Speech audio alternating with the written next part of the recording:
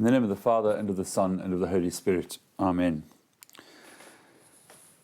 In the last two home retreats, we've begun to look at the lives and writings of some of the fathers of the Church. First, we looked at somebody very close to home, at least to us here at Ampleforth in St Aelred, who was just over there at Revo. Then we looked at somebody who was spiritually quite close to St Aelred, if perhaps not geographically, in Blessed Gerric of Igny, who was another 12th century Cistercian abbot. For this third talk, I thought we might go a bit further afield to someone a bit more exotic, St Dorotheus of Gaza, who was a 6th century monk and abbot in Palestine, 6th century, just before the Arab conquest then. And he's somebody whose writings have had an enduring appeal and importance for followers of the monastic way of life, but also for people like yourselves, I guess, who are interested in it and perhaps admirers of it. As with Gerric, so St Dorotheus doesn't leave people who are preparing home retreats with a wealth of biographical information, sadly. The introductions to the editions of his very few writings, relatively, give us some hints, though, and outlines as to what his life might have looked like. He seems to have been born at Antioch in Syria towards the beginning of the 6th century, maybe about 505 AD, into a Christian family, not untypically in the Byzantine Empire of the time. And he seems to have been well educated, and as well as the usual pillars of a classical education, philosophy and so on, rhetoric, he seems to have had a medical background. Ironically, his own health seems to have been poor, and it's not clear why that was. Did he overdo it as a student, or was he a bit too athletic in his early attempts to live an ascetic life? We don't know. But what we do know is that it meant that his own bodily asceticism later on, as a monk, had to be distinctly moderate. Well, in circumstances that we don't really understand or know about, he ends up joining the monastery of somebody called Abbot Cedd at a place called Thawatha, somewhere near Gaza, at a precise location which maddeningly frustrates attempts to be located, despite many an hour on Google Maps. Well, once in the monastery, Dorotheus decides to apply himself to his sacred studies with the same vigour and application that he had in his secular studies before he was a monk. The community of Abbot Cedd is in some ways an unusual one. Unusual because on paper, Cedd is the abbot, the spiritual father, but in practice, there's something else going on. Cedd is actually a disciple of two old hermits, even more exotically named than St Dorotheus, Barsanuphius, who was also called the Grand Old Man, and John, who was called the Other Old Man. And Cedd seems to have consulted them about everything. You might ask, how do we know? Well, the answer is that being semi-eremitical, they didn't speak to anybody or meet anybody ever, even each other. And instead they communicated by short letters, sort of shoved underneath the door, many of which have survived and have been compiled into fairly lengthy volumes. So we can see what people asked them and what their replies were. And in those collections we can see letters to and from the Abbot Cedd, but also to and from St Dorotheus, who seems to have become one of their disciples, at least a disciple of John, the Other Old Man. Well, what else was Dorotheus' monastic life like? Well, as with many of us, he had to endure trials. Monastic professions are supposed to be joyful occasions, a bit like weddings, I guess. But I caused a bit of alarm among the brethren when, at my simple profession, I chose for the first reading the book of Ecclesiasticus, chapter 2, which begins, "My son, if you aspire to serve the Lord, prepare yourself for an ordeal." I did that not because I had a sort of fetish for difficulties and hardships, or because I felt it in a cerebral and sort of theoretical way. It must be true because it says it in the Bible. No, I did it because it had been my experience which in hindsight now I would say was bitter but fruitful. In the case of St Dorotheus, well, in the first place, he had to put up with, we've already said it, the relatively poor state of his physical health, and consequently the inability to be especially athletic when it came to bodily asceticisms, fasting and so on. Nevertheless, there was obviously something about him, because his abbot, Cedd, asked him to be porter of the monastery and guest master. Quite important jobs, really. And during that time, he says, several of the brothers, his own brethren, used to like to reveal their thoughts to me. I don't know why. Obviously the sort of person that people like to speak to, but even that was the occasion for difficulties, because there were those among his brothers, perish the thought, who were deeply jealous of him and treated him badly. So much so that he began to wonder whether he might not be better off as a hermit, without the encumbrance of the brethren. This pipe dream was scotched by the inevitable letter to, in this instance, the other old man, John, or more likely by his reply, because John told him that the hermit life was for the perfect, and for those who were still on the way to perfection, it was the road not to perfection, but to pride and spiritual ruin. So the ideas of becoming a hermit sort of bit the dust, really. Well, once John died, Barsanuphius, the other old man, withdrew into a definitive seclusion, stopping the letters even. And at that point, Dorotheus seems to have left the monastery of Cerridos to found his own monastery. And it's thought that it's from this period, when he was the abbot of this other monastery, that the writings of his that we now have, his instructions, as we'll hear, stem. The Greek name for them was didaskalia, and as I just said, it meant something like lessons, teaching, instructions, a bit like the abbot gives us on a Wednesday night in the community here. And I'd like to spend the rest of this retreat talk sharing with you some of the quotations that have been important to me from Dorotheus, because there are lots, really. I read the instructions, as they're usually called in English, first when I was a novice, and a junior. And I made quite a lot of notes of quotations that I thought useful, important at the time. And I won't be able to share all of them with you because there were 35 index cards in quite small writing. But maybe to just go through what you might think of as the sort of creme de la creme, really, if you like.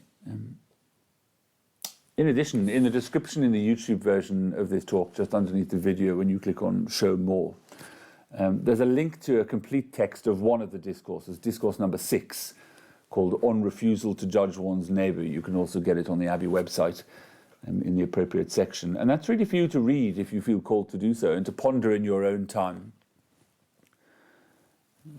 Before I launch, though, into my own sort of purple bits of Dorotheus, mainly from that discourse, I thought I might just say a little something about what it is about Dorotheus that captivates me, and what it is that I find so attractive and helpful. I think the first, and in some sense the most important reason that Dorotheus appeals to me, is that it's clear that every word that he writes is the fruit of experience. And it's that experience that he's seeking to pass on, not sort of theoretical musings, but this is how my life has been. And I think there's something very monastic about that. It's true that monastic life doesn't have a monopoly on the notion of experience, but the business of learning to find the way to God by experience, experientially, is an essential core of the monastic way of life. It's emphatically not self-help. It's not something you can do if you have the book, Monastic Holiness for Dummies. It's not. We go to God through the prayers of others, yes, through their example, yes, but also through their help and their guidance. Probably these others will mainly be people with whom we live, with whom we have some interaction now, people who are alive, in other words. But there'll also be people who've gone before us and whose witness, usually through their writings or other people's writings about them, can serve as a light for us in the darkness. And it can be pretty dark at times, can it not? Well, the second and third reasons that Doroth appeals to me are linked, really. The second reason is that the image of Dorotheus that we get from the writings is, I think, a very human image in the best sense of that term. He's somebody who knows himself well, but he also knows human nature, and perhaps more especially monastic human nature, that strange beast, very well indeed. He knows what we're like. When we set out on a journey towards a particular goal, he knows what pitfalls there are likely to be on the way. And he knows the ways in which our fallen natures will threaten to hijack the expedition. But he looks on all of that with a great deal of good humour. And he uses that humour, sometimes caricatures of the way monks are, to diffuse some of the tension that comes from the pitfalls and from our anxiety or experience of those pitfalls. It's true they are serious because life is a serious business. It's a one-shot thing, isn't it? But there's something even more serious, it turns out, namely God. And Dorotheus seems to think that it doesn't do to fall into that quite serious pitfall, which is the pitfall of taking ourselves too seriously. I guess we normally call that pride in its worst manifestation. So humour then. Dorotheus deliberately describes some things to us humorously. At other times, the humour is accidental. We end up being amused because we realise that what he's saying rings so true, and it resonates with things that go on in the hidden depths of our own hearts. And in all this, he's helping us precisely not to take ourselves too seriously, but to be serious about God and our life. The third reason, which, as I said, is not a million miles removed from that second reason, is that Dorotheus is balanced. There's a great sense of balance in Dorotheus. Unlike people up in Syria at the time, chaining themselves to pillars or being on the top of the pillar or whatever, and even some of the more athletic asceticism of Egypt, there's a great balance up there in Gaza. And Dorotheus seems firmly to believe that the most important thing to do is to try to live properly the life to which God has called us. Because if we do that, we'll find that actually in that there is ample asceticism and opportunity for self-denial and self-transcendence, getting away, in other words, from this tyranny often of following our own will. Well, maybe that's enough from me. Perhaps we can just finish now with a few quotes, just with the lightest bit of commentary from me to accompany them. The beginning of this talk on not judging the neighbour, he says this: "Brothers, if we call to mind the words of the holy old men, the fathers in the desert, of course, if we study them carefully at all times, then it'll be difficult to commit sin. It'll be difficult to neglect ourselves. For if, as they tell us, we do not despise things that are minor and seem to us to be of no account, then we shall not fall into things that are great and serious." Real wisdom there, isn't there? Look after the pennies and the pounds will look after themselves.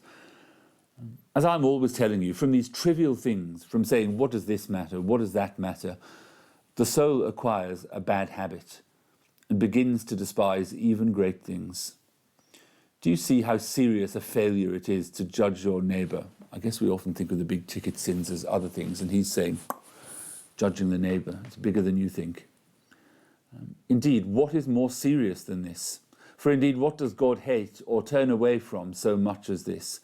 As the fathers also say, nothing is worse than judging. And similarly, from these apparently paltry things, a person ends up in a situation of great evil. From accepting a small suspicion about the neighbour, a suspicion, from saying, what does it matter if I listen to what that brother is saying? What does it matter if I listen to what that brother is saying? What does it matter if I just say this one thing myself? What does it matter if I just see where this brother is going or what that stranger is up to? The soul begins to neglect its own sins and to concentrate instead on the neighbour.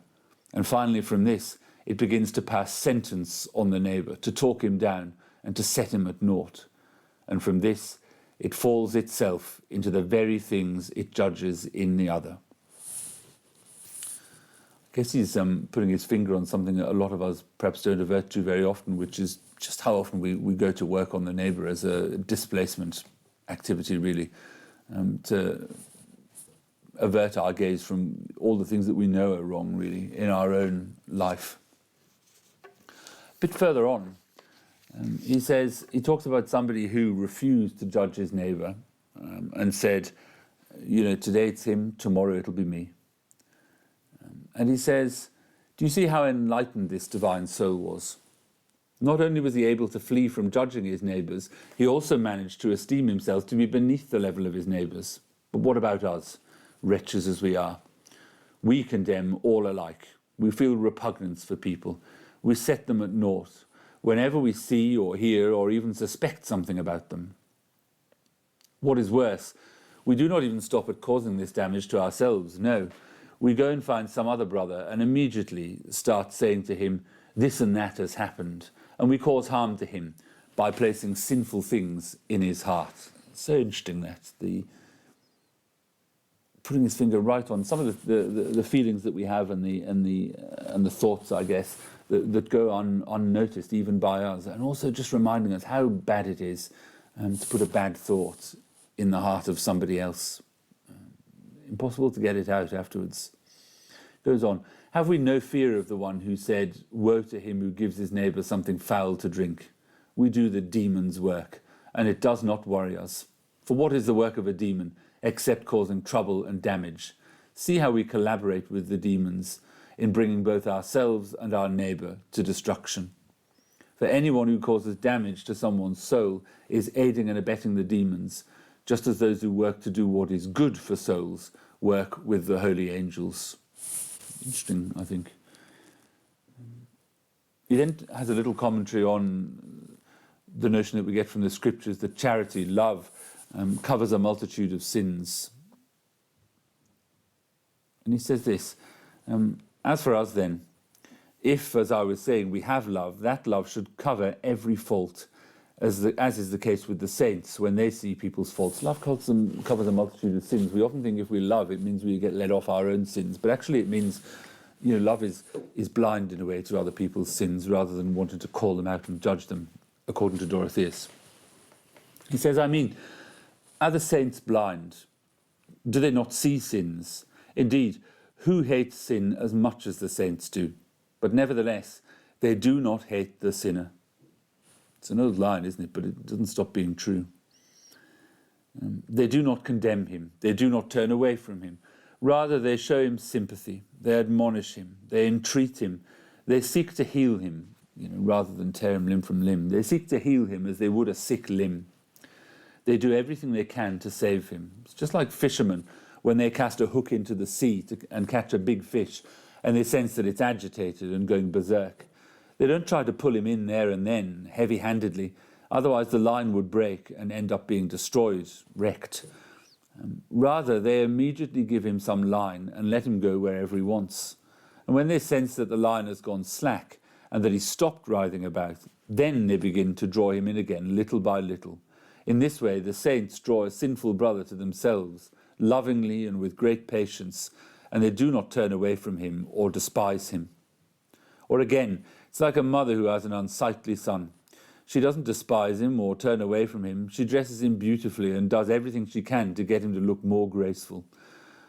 So the saints are always protecting, sorting out, and giving assistance to anyone who stumbles, setting him straight at the right time, so that he doesn't do any harm to anyone else. And in the business, they themselves also progress in the love of Christ. And then he tells a story which I think is very moving from the Desert Fathers. He says, what did Holy Ammonus do when some brothers came to him stirring up trouble and saying, come and see, Abbot, there's a woman in the cell of brother such and such. What mercy and compassion he showed, what love was in his holy soul. Knowing that the brother had hidden the woman under a barrel in the cell, he went and sat on it and told the others to search the whole cell. And when they found no one, he said to them, God forgive you, and shamed them, helping them too not to recklessly believe ill spoken about a neighbour. As for the guilty party, when the opportune moment came, he not only protected him in the sight of God, but he also straightened him out. For after he had thrown the rest of them out, he took him by the hand, and he said to him, brother, have a care for yourself. And immediately the brother felt shame and was pierced with compunction. At once, the love and compassion of the old man went right into his soul. It's interesting, isn't it? Not a great ranting and raving, not a great sort of dressing down, but just that dart of compassion. Reminds me of the saying of St. Francis de Sales that a teaspoon of honey attracts more flies than a barrel full of vinegar. I guess the connection is the barrel. And similarly, he says, let us help one another as we do with our own limbs. For which of us, having a wound on his hand or his foot or one of the other limbs, would despise it, or cut off his own limb, even if it were septic? Would he not be more likely to wash it and clean it, and put a bandage on it, seal it up, anoint it with holy oil, pray, ask the saints to pray for it, as Abbot Zosimus says?